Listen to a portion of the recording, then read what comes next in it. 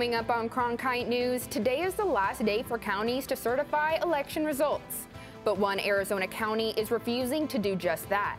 What happens now? Plus, thousands of families flocked to take advantage of the new school voucher program, what students and schools can expect going forward.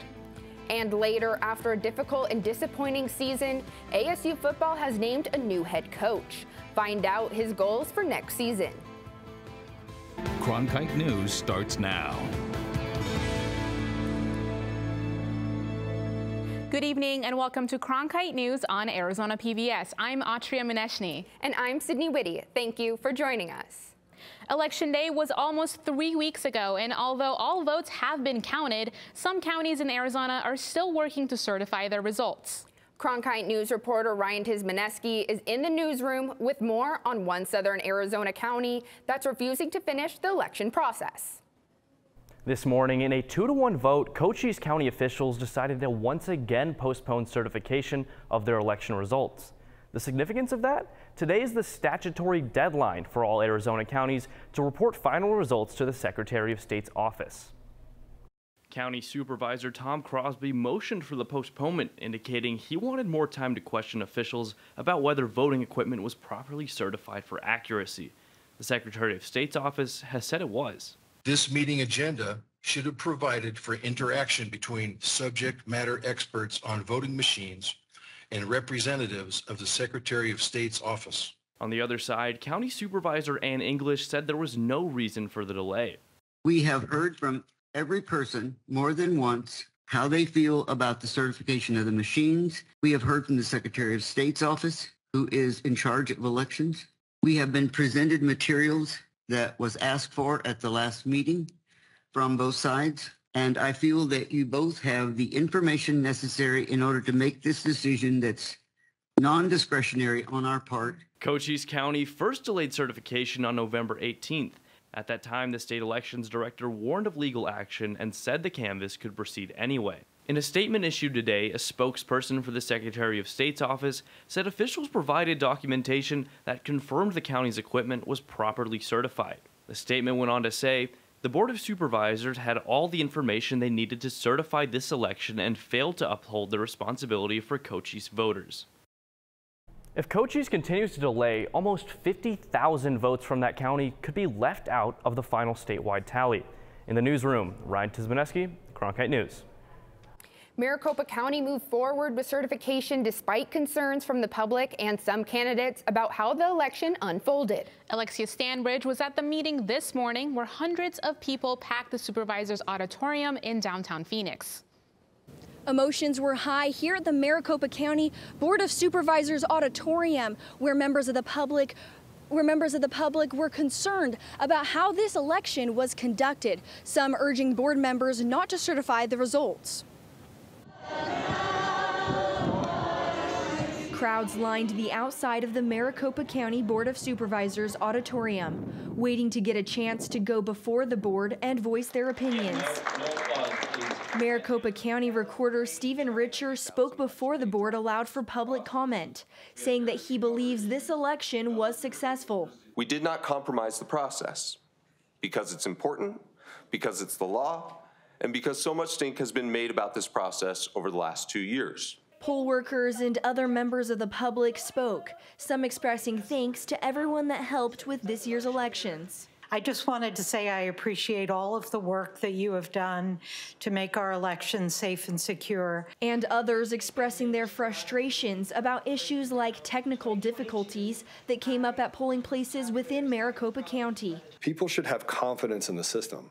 They should have confidence in fair, free, and transparent elections, but they're not transparent. After about 3 hours of public comment, the Board of Supervisors ultimately decided to certify the results for the 2022 election in Maricopa County. In Phoenix, Alexia Stanbridge, Cronkite News. When it comes to education, we hear so much about learning loss during the pandemic. But a new study found that students in some rural Arizona school districts actually saw their test scores improve during that time.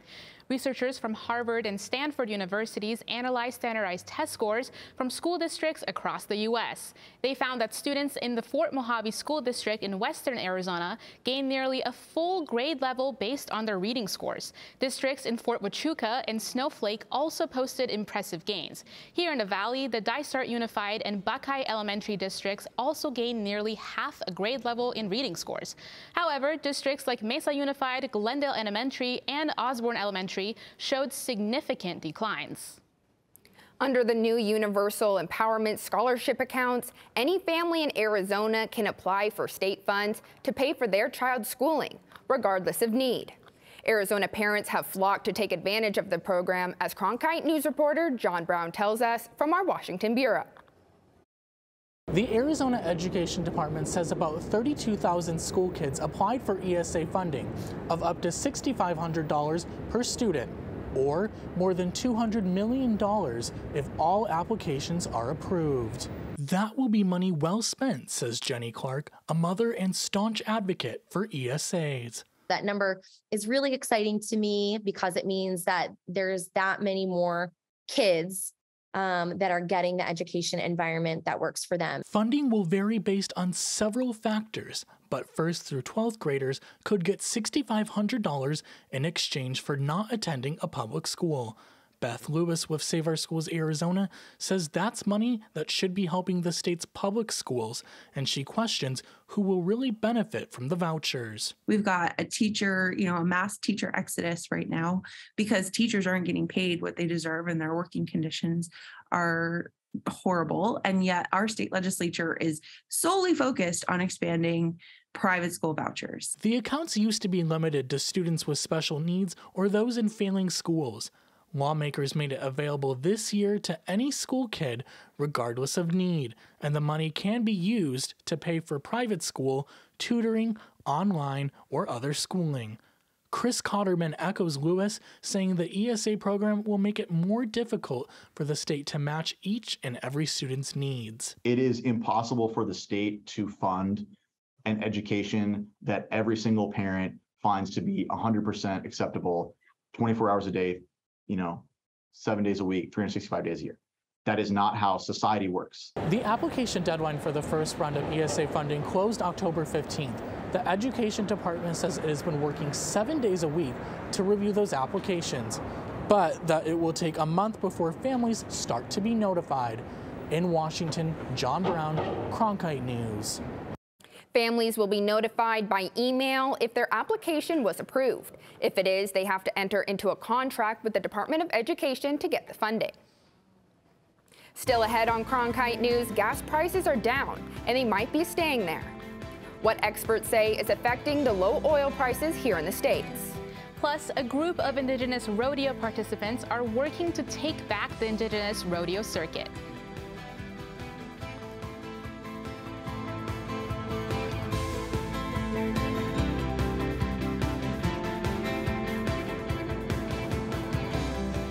Okay, let's go right up in here and start having some fun. Such a thrill to be able to do this. Recreation is the gateway drug to conservation. How do you create that perfect straight edge? You can do anything. History is today. Chasing the American dream. Experience something personal. A place of imagination.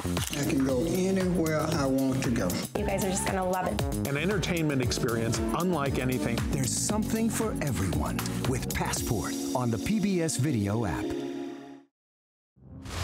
On Masterpiece Mystery. Evil can find its roots so easily in an English village.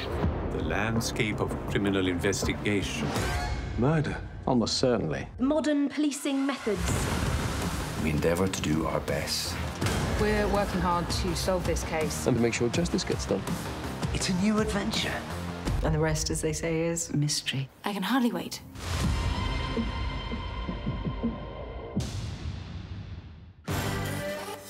Art was one of the powers that made life life. I think we all believed that. I'ma kick down every single door. I'ma show you what you never ever seen before. So come show you, I'ma show you. This is a real life story of a real live person. This was my only connection to my culture. Fight the power. Look at me now, look at me now. Our Our stories deserve to be heard. You're passionate and you respect your heritage. That is a perfect recipe. Now is the time for the Reformation. Now is the time to rebuild the nation. That's amazing. You're making me cry. Some girls can go out there and just steal a spotlight. This is the moment that we've all been waiting for. Everyone has something to contribute to humanity. The arts are the thing that does that. I couldn't have said it better myself. If you hit the road over the holiday weekend, you may have noticed lower gas prices, and it may stay that way for a while. Oil prices in the U.S. are dropping. We haven't seen prices this low since January. It's partially due to the contracts for the West Texas Intermediate crude oil that have fallen over 3%. Analysts say protests in China over COVID-19 restrictions have lessened demand for oil, leading to lower gas prices here. According to AAA, the national average cost of a gallon of gas is now $3.55. If you opted to fly instead of driving this weekend, you likely saw a busier airport than usual, with a record number of people hitting the skies. The Transportation Security Administration says air travel volume hit a pandemic-era high on Sunday. TSA announced on its Twitter that it screened more than 2.5 million people at U.S. airports yesterday. That number surpasses the previous record set on July 1st.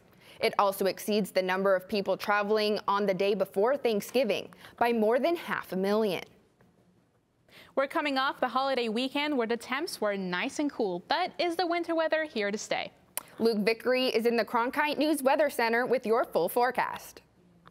So it looks like the temperature trend is going to continue. We're going to see a drop into the 50s at around 8 or 9 p.m. with a wind out of the south at around 3 or 4 miles per hour. Waking up tomorrow morning, though, 48 degrees here in Phoenix. If you move up north towards Flagstaff, that's where you could see some frost on your windshield. And you could see some frost on your windshield as well if you go to the rim area and down towards the Basin 51 in Yuma.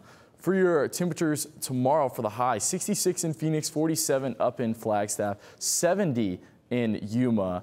And now let's take a look at the weather systems that we could see moving through here, through Phoenix and through the rest of the United States. The big thing that's going on right now is this low pressure system centered up to our north. That's what's giving Minnesota a lot of this snow. And if you come down south into the Arkansas, Louisiana area, that's where we could see some tornadic activity actually come around starting tomorrow night into the evening hours. And that could get pretty severe, actually severe enough for the Storm Prediction Center to actually put a moderate risk out, which is something you usually don't see during this time of year, let alone during the springtime months. For the remainder of this early part of our week, though, 66 tomorrow, 72 on Wednesday, and 72 again on Thursday. And Saturday is the day where we could see some precipitation, as we have a low-level jet move through our area. 68 degrees for the high that day. And then for the remainder of the week, we'll see lows in the 42 on Tuesday. In the Cronkite News Weather Center, I'm Luke Vickery. The 2022 Arizona State Fair is over, but one group is fighting for its place next year. The AZ Native American Rodeo Committee is asking for help from state officials to bring accurate representation to the fair rodeo, as Mackenzie Hamill reports. A private enterprise company with no affiliation with Arizona tribes is managing the Arizona Indian Rodeo. And some of the Arizona Native American community and rodeo board members want to change that. I talked to the group about the steps they're taking to recover the native rodeo. That one was a little close. On the Fort McDowell Yavapai Nation, families and friends gather to enjoy the native rodeo, horses, cattle, and all. Not only is the rodeo a fun community outing, but it supports local ranchers and business owners. And a major source of business comes from the state fair. The Arizona Native American Rodeo Board is calling out the fair for false advertising because its all-Indian rodeo is inauthentic. This rodeo committee has been a part of our history. It has allowed our people to be a part of a decision-making process, to be seated at the table to help plan, execute, and launch one of the most important parts of our lives in every day. And for the individuals with me here today, rodeo is a big part of that. The board said it was pushed out of its long-standing position at the Arizona State Fair for unclear reasons 6 years ago, but they want a seat back at the table.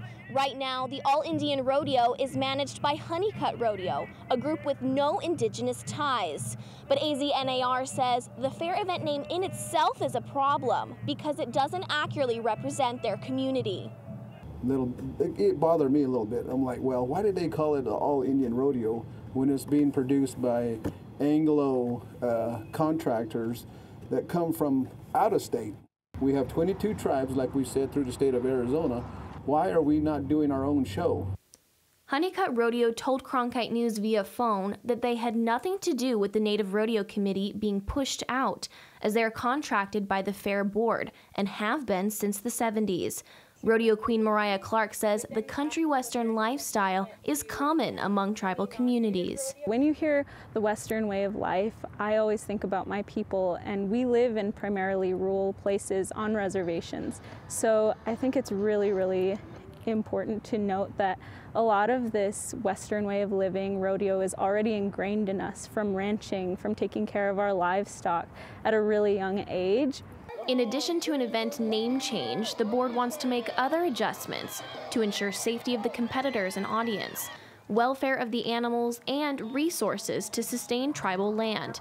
They just need help from AZ lawmakers to get the funding and a signed contract. These voices need to be acknowledged, they need to be heard, and then we need to make sure that we are here to make this an authentic Native American experience. The group has already earned support from a few legislators, including Senator Teresa Hitothli and Representative May Peshlakai. The Indigenous Peoples Caucus, a mixture of Senate and House members, is heading the efforts. Official action will be taken in January when the new legislative session begins. In the newsroom, Mackenzie Hamill, Cronkite News. I'm Victoria Samuels. Coming up after the break, I'll have your Cronkite Sports Report. ASU took on Arizona in the annual Territorial Cup over the weekend. We'll have all the highlights coming up.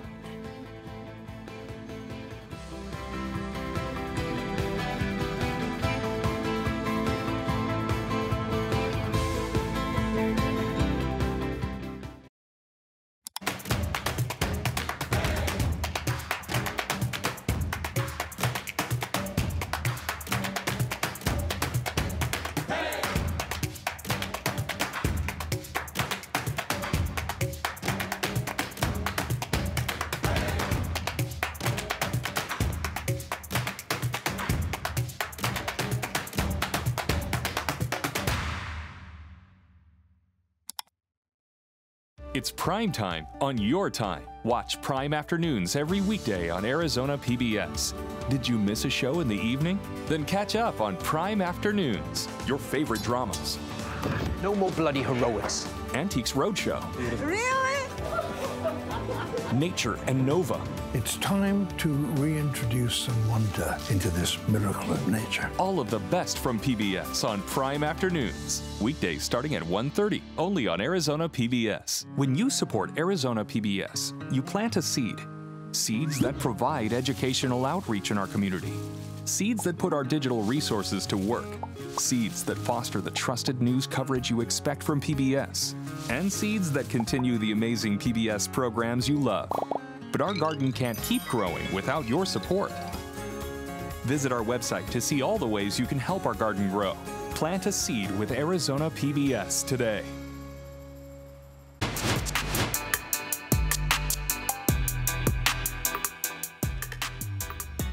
Welcome back to the Cronkite Sports Report. I'm Victoria Samuels. ASU football announced the hiring of their new head coach yesterday. 32-year-old Kenny Dillingham, who was the offensive coordinator at Oregon, is now the youngest coach in the Power 5 conferences. The Chaparral High School and ASU alum is excited about coming home to the Valley and believes he can foster a winning culture. We need the Valley behind us. We need the state behind us. We need butts in seats. We need everything that this Valley has, all in. Because I am all in. Dillingham said he will retain Sean Aguano, although his formal role has not been yet announced. Aguano has been acting as the interim head coach since week 4 of the season when the university parted ways with Herm Edwards. Both Aguano and Dillingham are focused on building relationships in the Valley and reviving the winning culture at ASU. Reports say that Dillingham has brought on 2 coaches from Idaho State.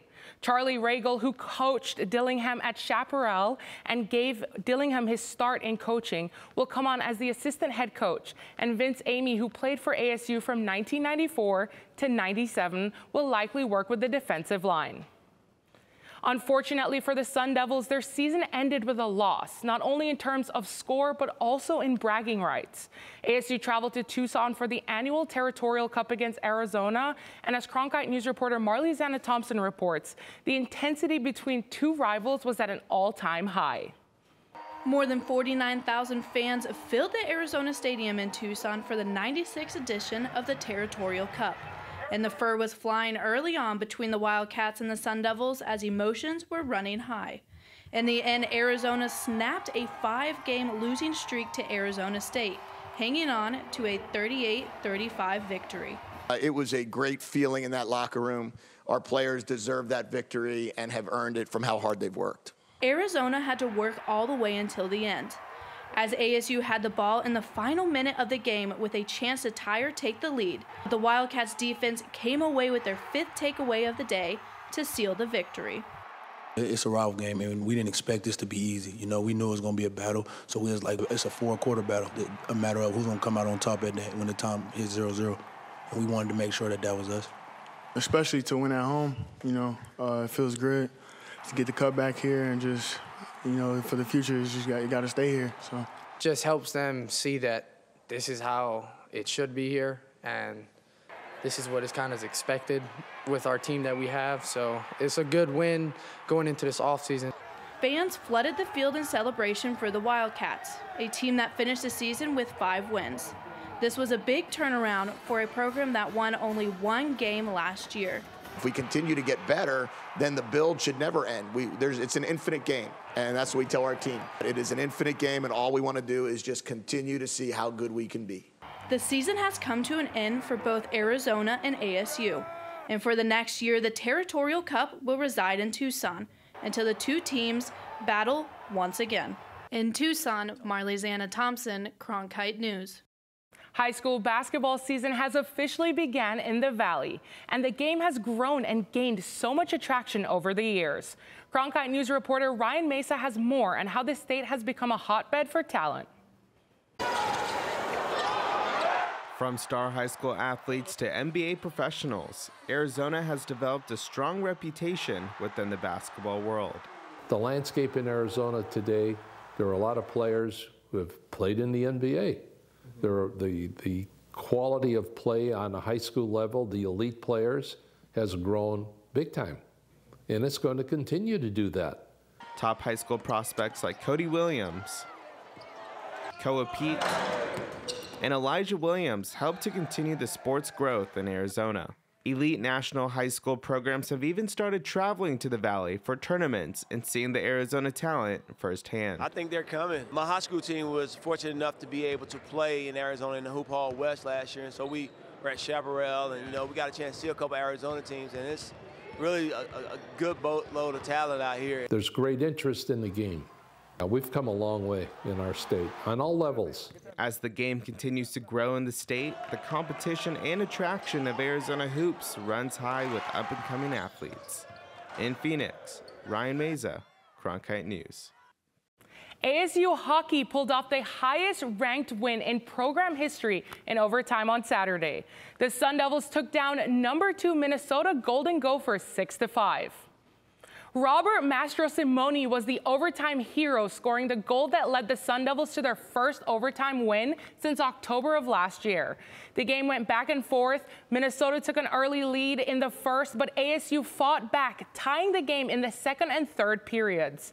This was the first time this season Minnesota has lost a game when leading in the third period. The Sun Devils will take on #1 University of Denver on Friday. One more note to pass along as the Suns prepare to play the Kings tonight in Sacramento. Center DeAndre Ayton was named the Western Conference Player of the Week. It is the first time he's been given this award. That's it for today's Cronkite Sports Report. Back to you, Sydney. Still ahead on Cronkite News, a special Thanksgiving for some Valley residents. See how some of the Phoenix Zoo's animals spent the holiday.